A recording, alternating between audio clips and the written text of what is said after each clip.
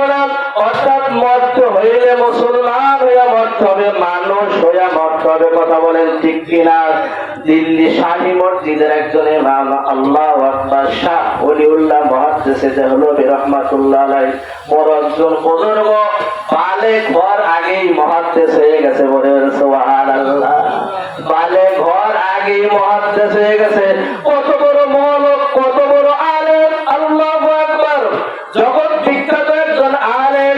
যখন নামাজ আসতেন পাগড়ি মাথায় দিয়ে আসতেন, এক্সট্রা একটা রুমাল রাখতেন, ওই রুমাল দিয়ে চেহারাটা ঢেকে রাখতেন।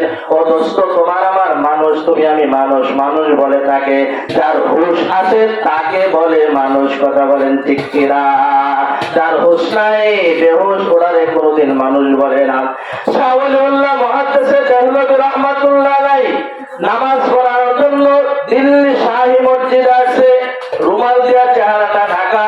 জুমায় একবার আছে, ও যারা আছে মুসল্লিরা, তারা চেহারাটা দেখতে পারে না। মনের ভিতরে একটু খারাপ লাগলো। এক যুবক প্রশ্ন করলো, হযরত জি, যেহেতু সপ্তাহে একদিন আপনার সোহবত পাই,